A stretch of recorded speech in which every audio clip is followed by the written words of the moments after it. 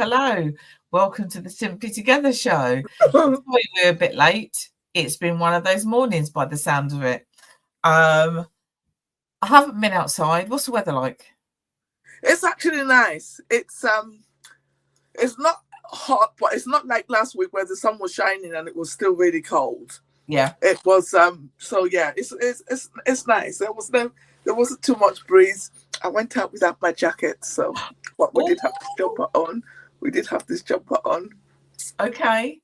So no jacket required if you've got a jumper on, maybe. And yeah, for the likes of me who's always cold, yeah. As you can tell, I've still got a scarf on. Oh my god, and I've got a skull cap on. I was actually going to dress up and put nice hair on, but it's very interesting. I was having a conversation with my cousin yesterday about wigs and just putting on new wigs and all of that business and what have you. So that's yeah. So you was going to go and put one on, but you decided... I had one already, but then I took it off and then I forgot to put it back on. And so, yeah. So you've got me in all my natural glory. And that is the joy of choice. That is the joy of choice. Exactly. So we've got two things we're going to talk about today. And both of them are relative to you as an individual person. You know, you may have a choice on it, or you may have a thought on it, or you may not. Whatever it is, that's fine. What we will be talking about is from our perspective. Mm-hmm. So we are going to have a quick conversation about Stephen Lawrence and also about the Pope. So we're going to start with Stephen Lawrence. So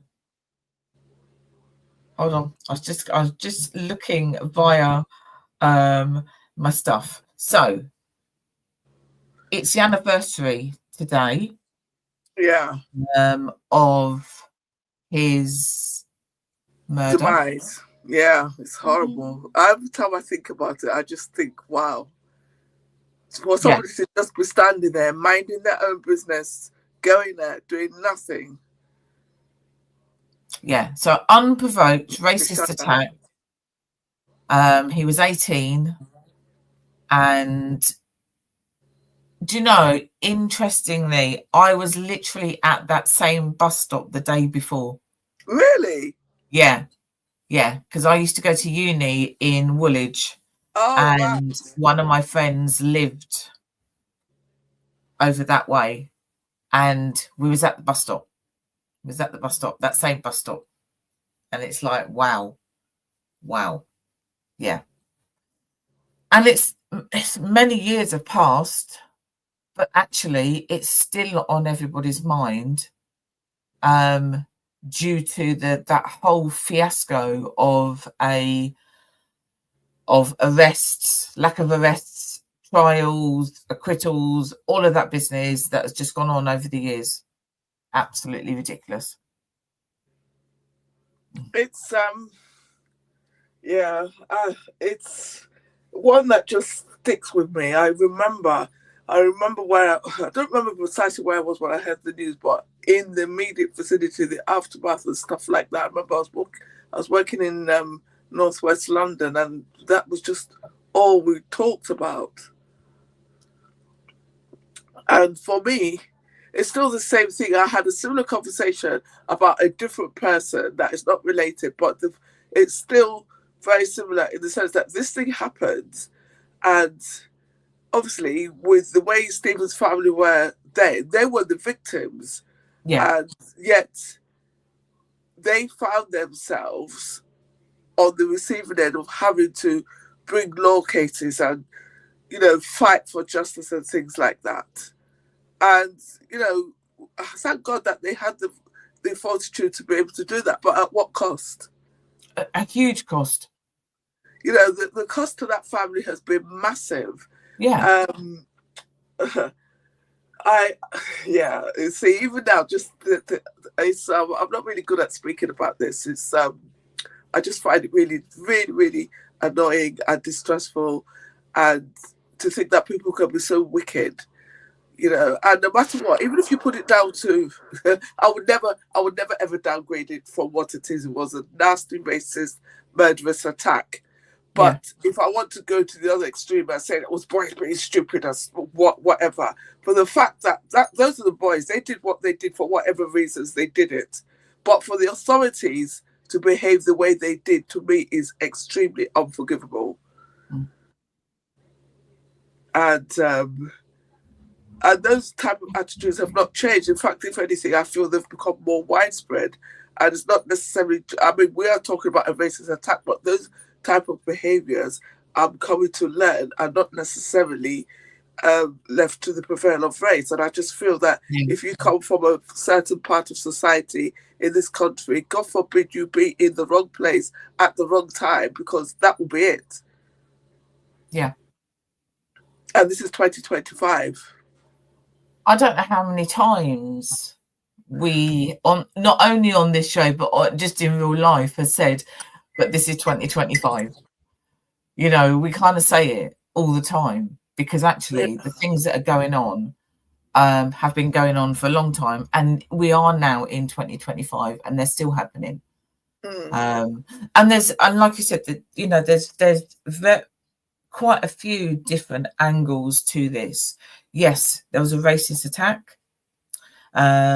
It's had a huge cost to the family and his parents. And who is at the back of this? The authorities. And that is where we still are. Yeah.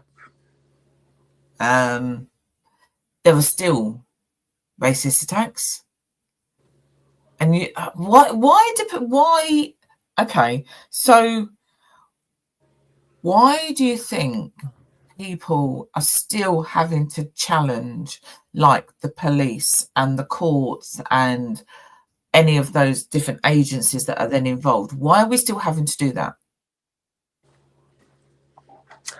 Well, there's a lot to unpack in that question, because obviously we're talking about institutions, we're talking about people. People run the institutions, so you're going to be dealing with their bias. Because look, let's be honest, the law is clear. The law is objective. It is 100% clear about things that should be done. You know, if you kill another person, let's be honest, race shouldn't come into it. You have killed another person, you have committed a crime. You have to go to court and be tried by a jury of your peers. It doesn't say in the statute books, right, we're going to do it this way if you're black, this way if you're Asian, and this way if you're somewhere in between. The law is objective. So when it comes down to it, in my mind, even though we use the terms institutional racism and stuff like that, it still comes down to people. Yeah.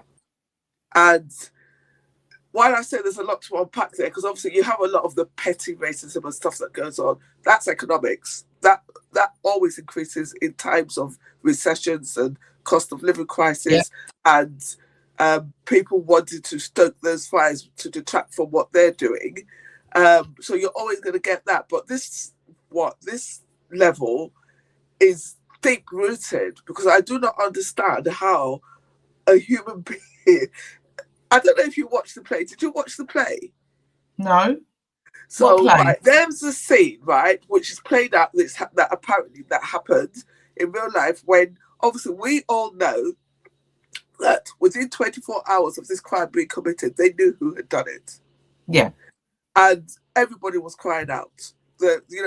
Of all quarters from that community, that didn't know race, they were all crying out, we know these people who did it. They were given that. And I remember in this scene, you had Baroness Lawrence, as she is now, in the room with this police officer, and she'd given him this piece of paper, and he literally took it and folded it into tiny, tiny, tiny little bits.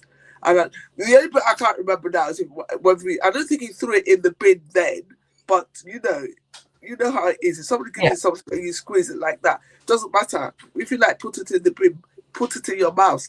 That action by itself, that's the one there. And then and then obviously the human cost from reading her book. There. Is that a good read? It's interesting. It's interesting, and it kind of links a lot of things that we have talked about on this show.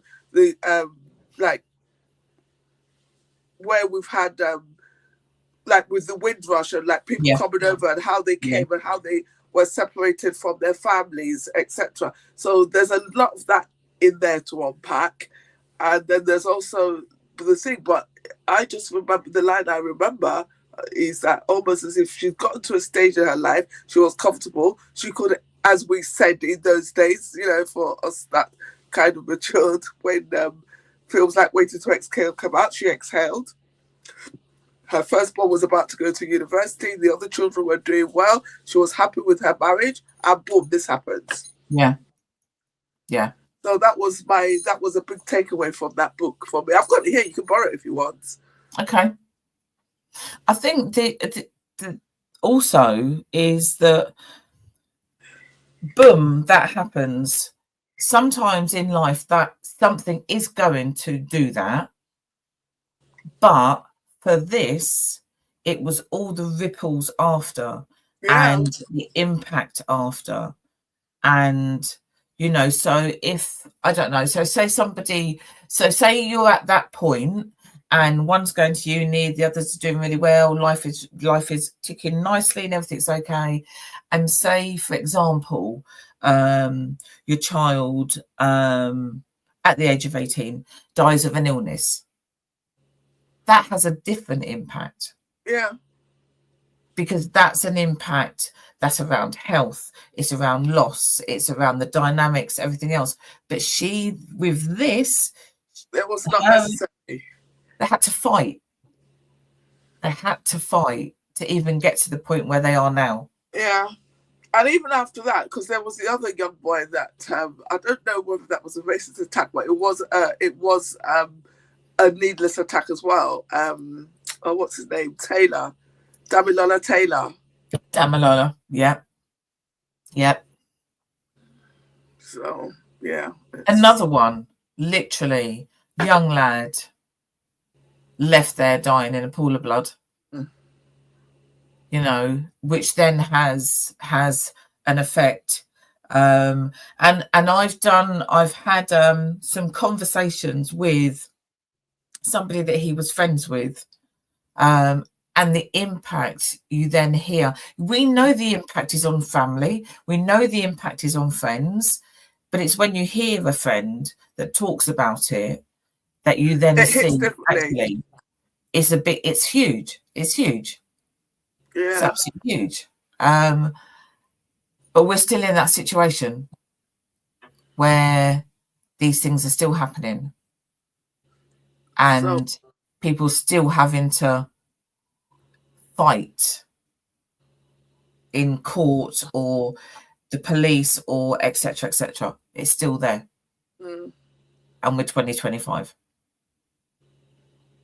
So if you're watching or if you're watching on catch up, just tell us your thoughts. What do you think about that? You know, what's your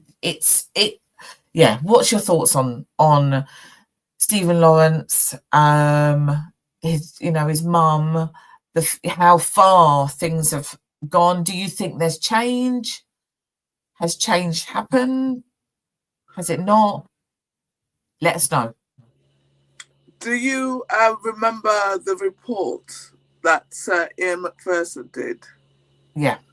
Because obviously that's where we got that term institutional racism from, because the report that came up before that was really poor again.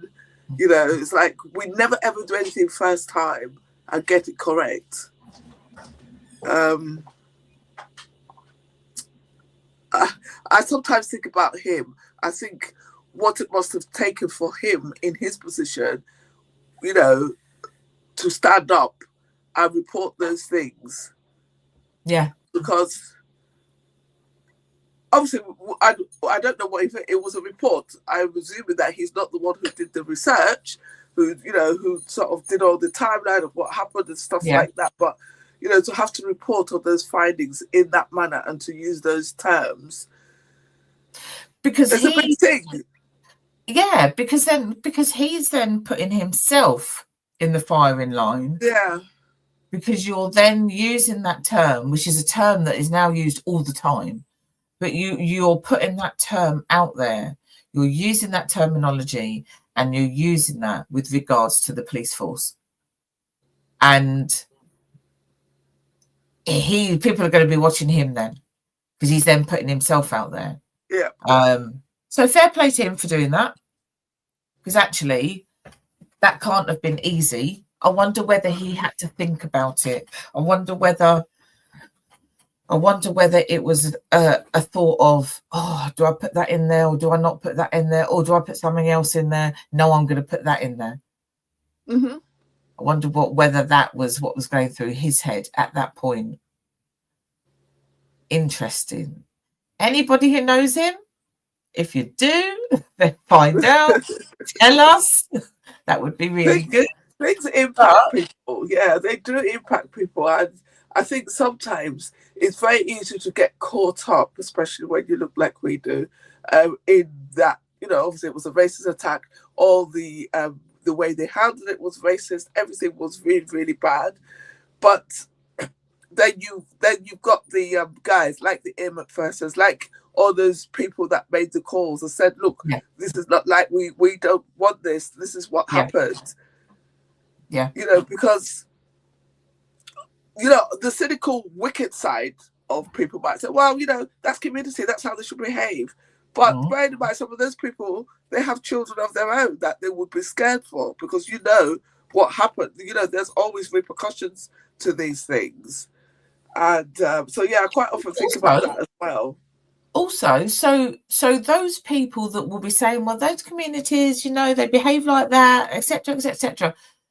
So what does that mean then? So that means that every other person in a different community can then behave in that way.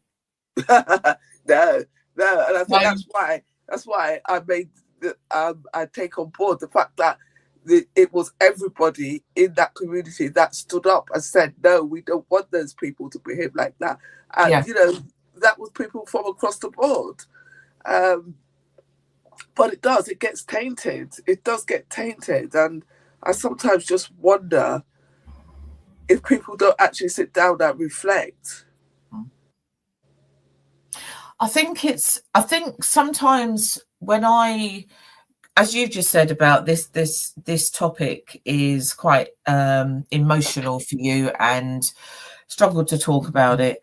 For me, not specifically Stephen Lawrence or anything like that, but coming from a mixed race background, I kind of just wish everybody, I say, and I've always said it, I think I was very lucky, very, very lucky, because my mum's family, I've never heard anybody say anything that was racist. They kind of brought my dad in and he became part of the family, and there was none of that. I would like everybody to have family like that, because I never had in that situation. Outside of family, yes, there's racism out there. So outside of family, but I would just like people to know, some people, that there are people that are not racist. However, I still think, because of the way human nature is, we're very, very voyeuristic animals. I believe that that what you said to be true, but I also do think, in terms of this level of racism, those people are in the minority. But unfortunately, because of our voyeuristic nature, they're the ones that get amplified the most. So then what you get is this, it perpetuates the fear, and it perpetuates, going back to the point you made earlier, it just means that other people who, I don't know anything, and that's all they've heard, then they will look and think, oh, and they're going to be fearful. It's I think also what really does upset me, which goes back to it's 2025, is this has been going on for so long and it's still going on. Mm-hmm. This is years and years and it's still there. It is just literally still there. I think that is very sad. It's very sad that as a country, it may have improved, but it's not improved enough. It's not improved enough. It's still there. Sometimes it's just underlying. Sometimes it's out in your face. Then it crawls back under a rock, and it's underlying. So it's so okay. We're only touching on this. Can I just ask one question before we go off it, though?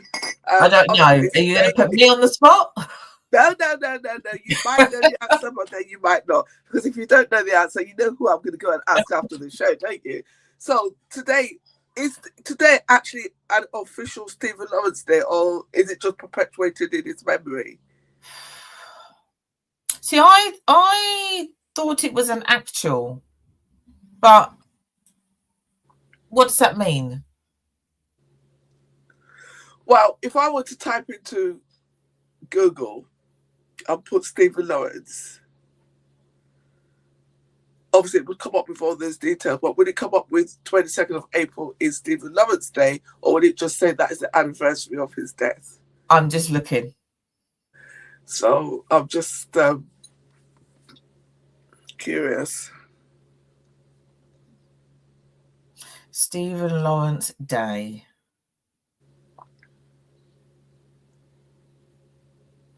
There's a foundation that's been set up for the Stephen Lawrence Day. Okay. So I think it's one of those things, isn't it? Because actually, in a community as such, it will be Stephen Lawrence Day. In somebody else's community, that will just go over their heads. Yeah. Do you know what I mean? It's the anniversary of his passing. It does say that it's Stephen Lawrence Day. Yeah. It's official. Dee Bailey says it's official. Right, okay. Official. All right, that's good. Well, it's official, but I haven't watched any news today. I would hope it would be mentioned somewhere. I don't watch the news anymore, so yeah. Who knows? But yes, it is an official Stephen Lawrence Day. Which is wonderful. But that came at a cost. Such a cost. Well, it does come at a cost. Yeah, it's huge cost. So we can do a full show about Stephen Lawrence, about everything that's happened. We're only touching on that today because of what today is. So don't think I'm kind of just cutting it off there and that's it. Sometimes, look, it needs to be done, right? At the end of the day, we're a cute community show. If we had like a cutthroat director or producer in the air, they won't care. They'll be like, yeah, that's it. Yep. Like they do on Good Morning Britain. Like you need to stop now. You know that they're telling them, especially what's his name? What's his name was on this morning? Oh, he gets some nerves.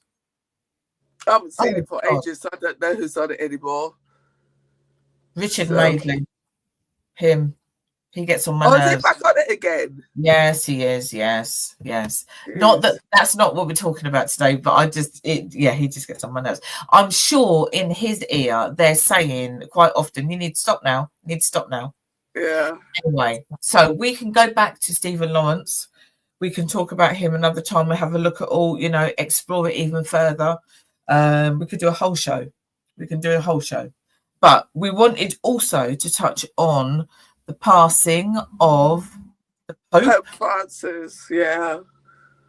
What was that then? So he's working the day before, and then the next day he's passed.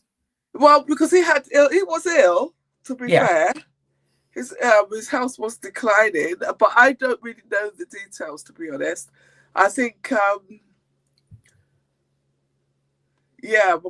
I don't know the details, because like I said, I don't really watch the news. And when I saw it come up first, I just thought, ooh.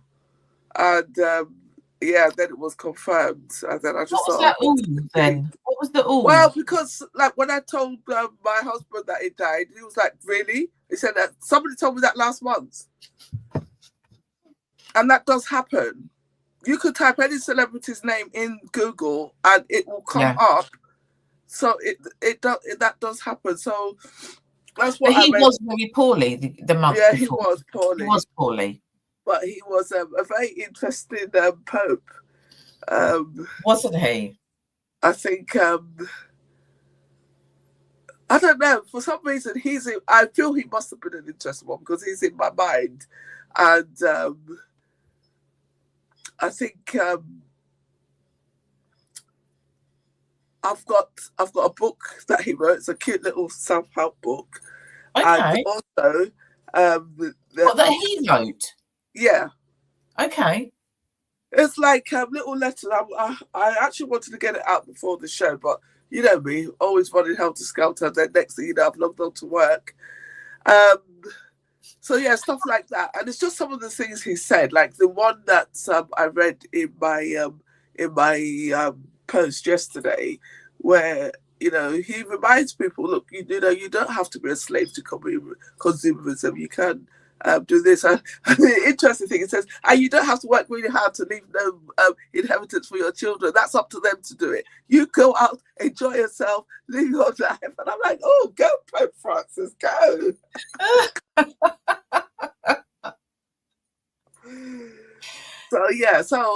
And obviously where he invited people from the LBQT to come to the Vatican and all of that malarkey. So, it's slow steps, really and truly. And obviously, I'm not Roman Catholic. I'm Church of England, but Roman Catholics, they do take their edicts from the Vatican. So it's and it's massive. That is the massive side of that type of Christianity. So it will be slow steps, and I just hope that the person that comes behind is going to be, just a little bit more progressive.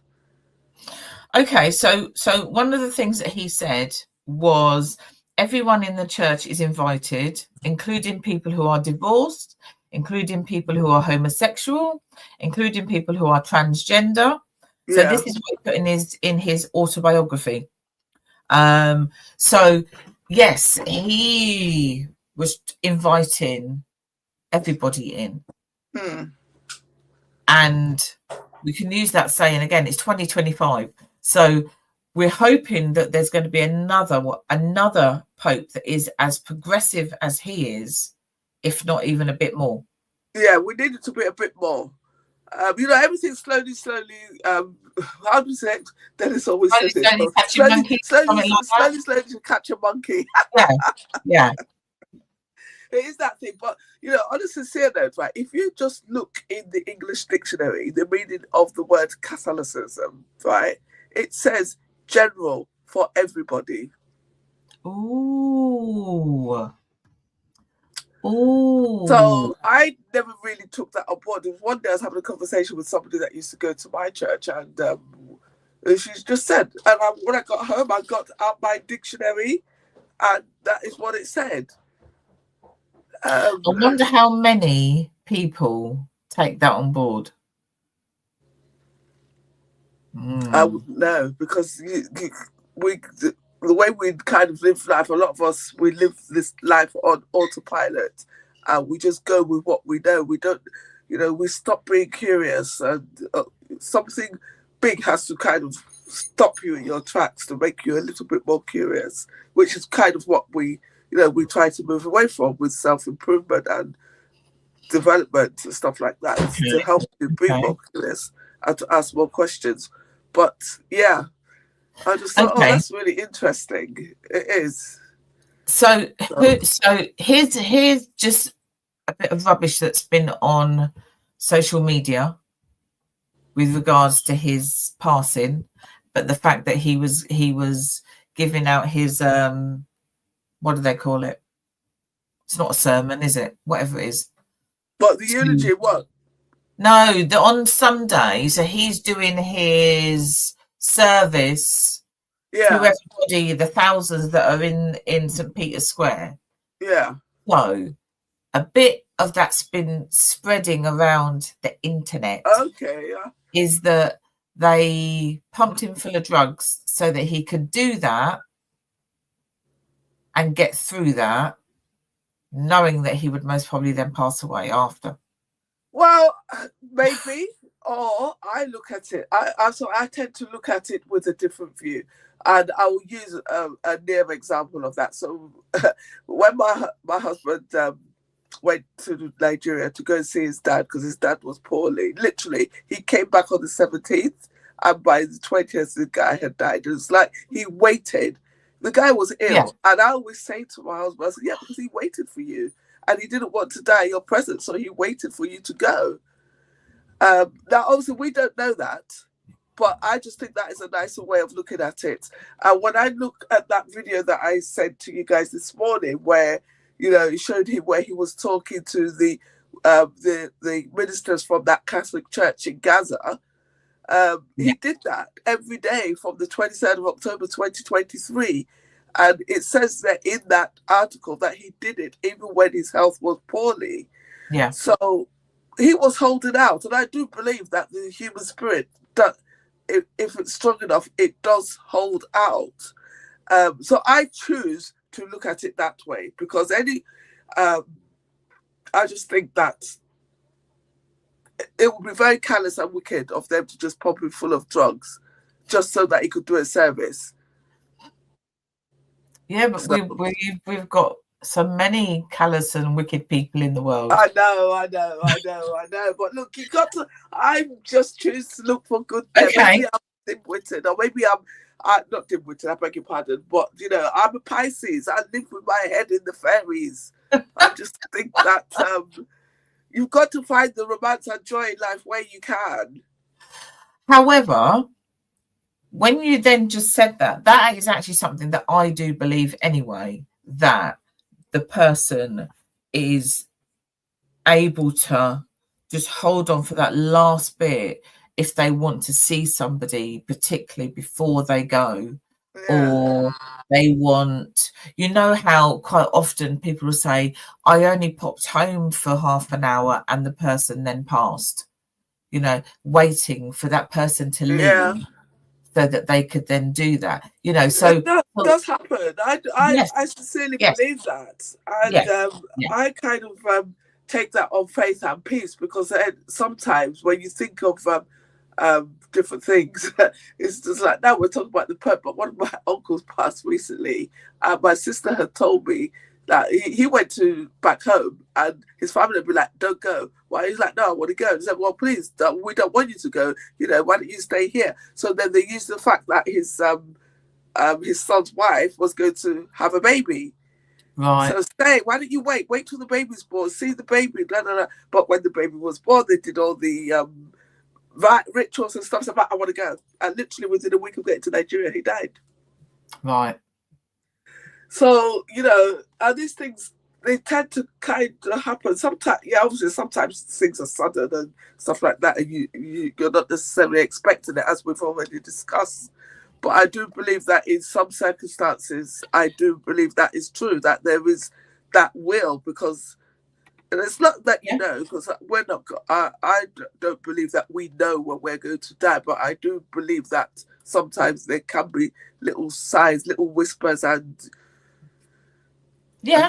no, I get that. I do get that, and I do believe that is the situation. It can be the situation. So yes. So if you look at it that way, this Sunday, you've got, especially in Catholicism, they have Thursday, they have Friday, they have the Saturday, they have the Sunday. So they have each of those 4 days.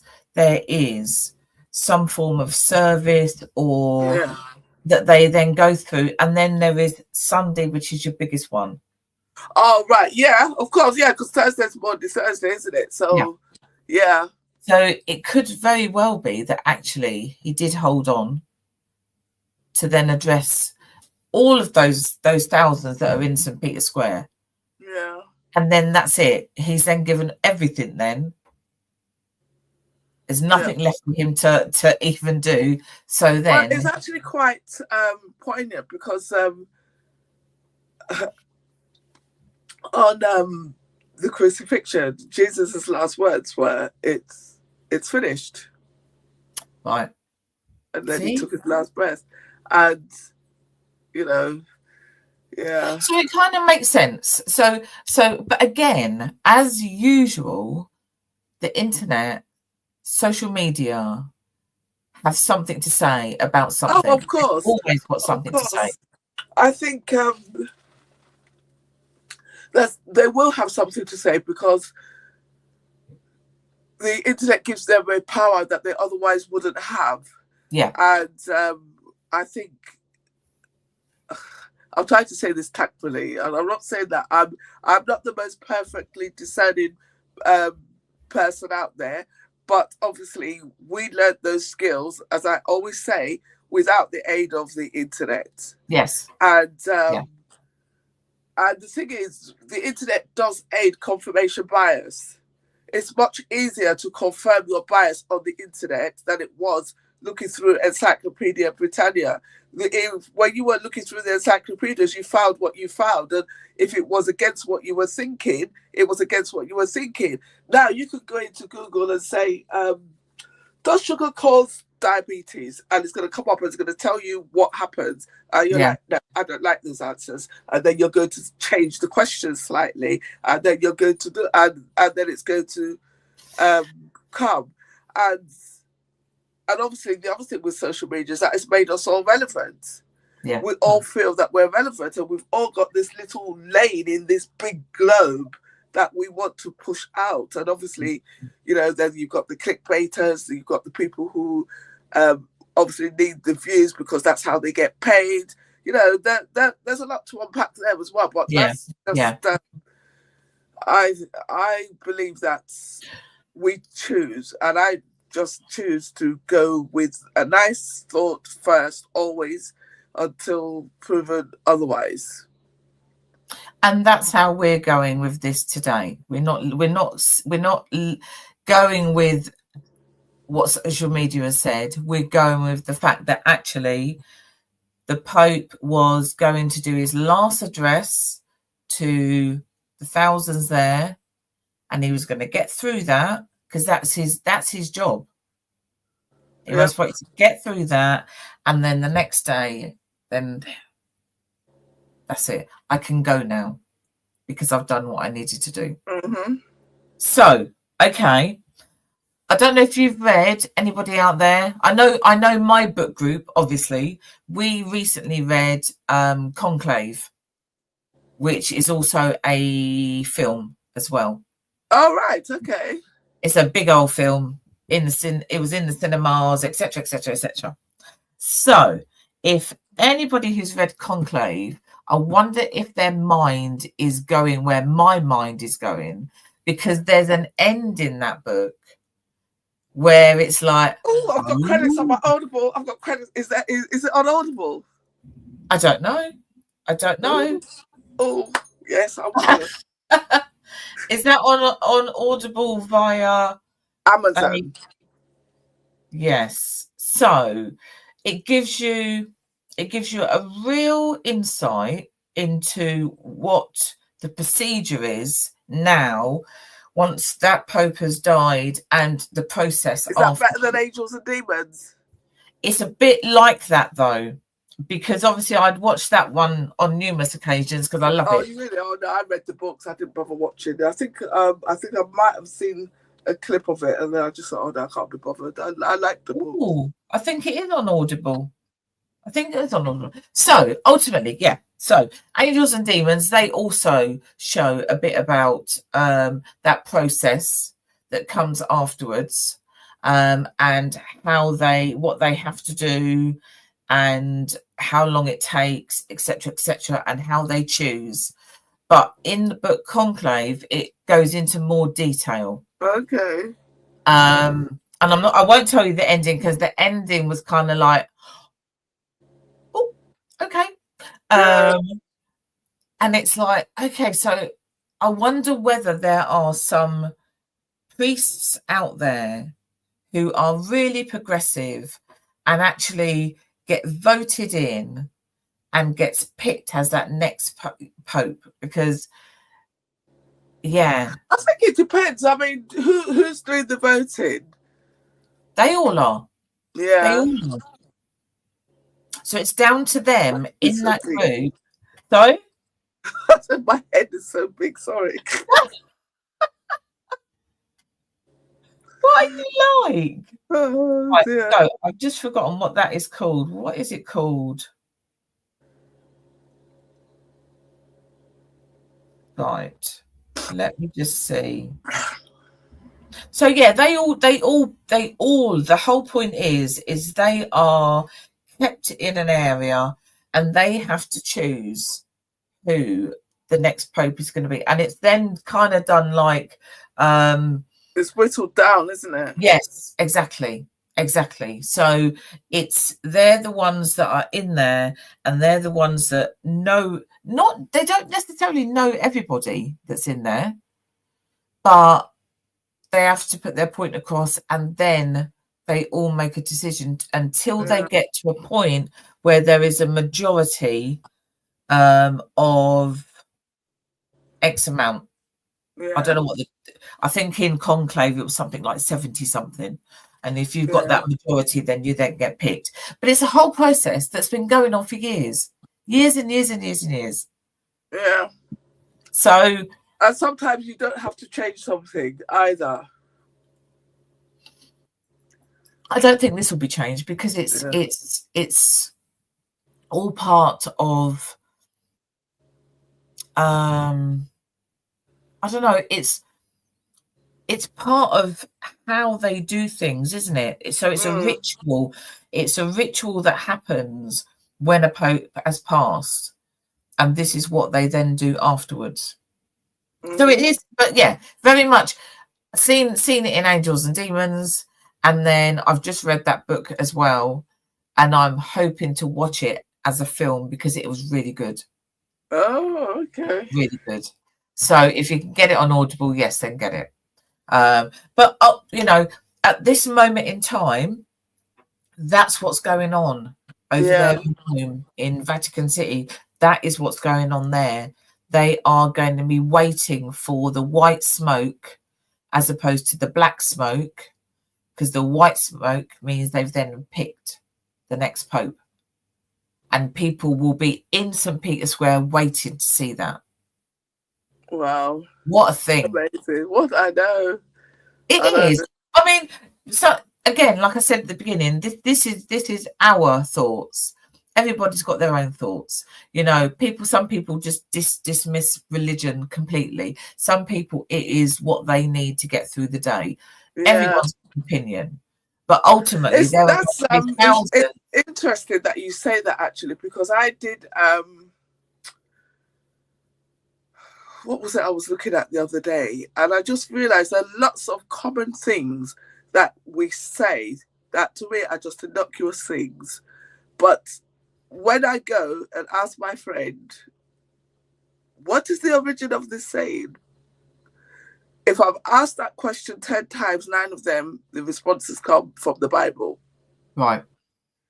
And it is very interesting because it kind of makes me think that before we started with this secular lifestyle, when people were fully rooted in a religion, obviously I'm talking about Christianity, but you know, where it was deep rooted and stuff like that, it makes me think, did you just all go around quoting things from the Bible all the time? I think people did, though, didn't they? And you know, there's lots of words that are out there that come from somewhere. Yeah. And they all have some kind of meaning behind them, and we use them.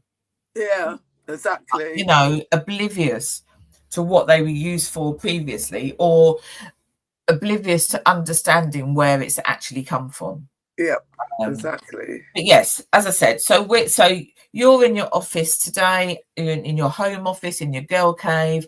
I'm in my office, but there are going to be people sat in St. Peter's Square waiting to see that smoke. That to me is just like, wow. Yeah. Well, do you know what? Right, it is wow, but then you think about it. Think about all, and as much as I love my iPhone, I never did it. But all those people that used to go and sit outside the Apple shop for days trying to be the first in the queue to get the new iPhone, or the people that make an appointment to go and buy the $38,000 Birkin bag that is made for £1,000 in China. Sorry, I had to go there. There she comes, and there she comes. But it's true though. I do think it's wow. I think it's wow that it's part of that ritual, that is that thing. But also, it just shows the variety of human nature, because those people that are going to do that look at life one way. They have a faith. Obviously, there will be some naysayers in there as well. Let's be honest, and then. But then you've got somebody that would go and sit and wait for a new iPhone. Yes. And then there's probably a few people who would do both. But given that they wouldn't have the opportunities to go and sit in St. Peter's Square. Yeah, that is there, isn't there? You know, I'm not going to go and sit and wait for the new iPhone because I don't have an iPhone. No, please, I want you join the queue to get in a restaurant.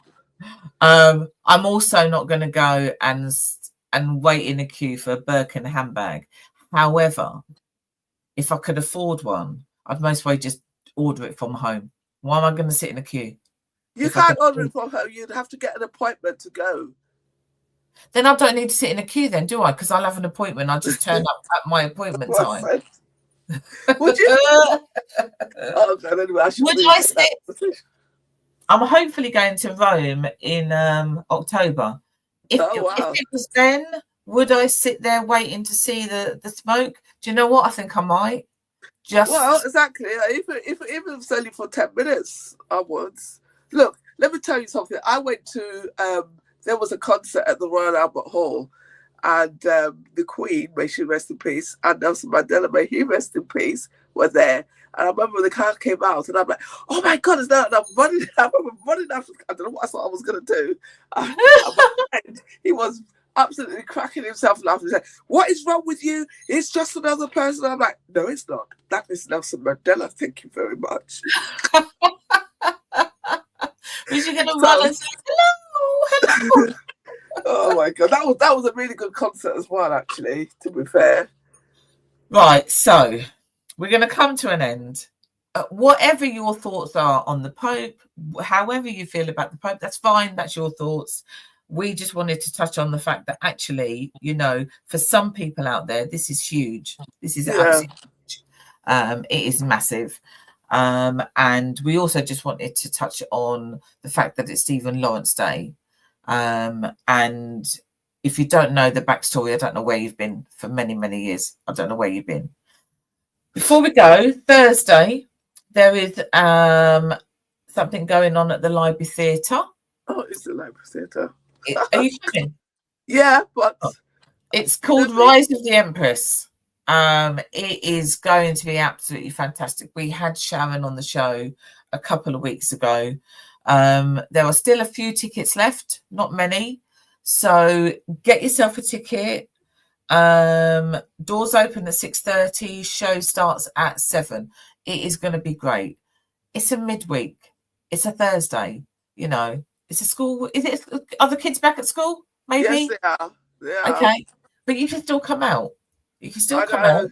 I know there are not many things that come out midweek for, but when I heard about that one, I'm like, yeah, I got to, because normally that's a taekwondo night for me. So I know. But I just had to. I just thought, oh, I can't not go. I can't. Exactly.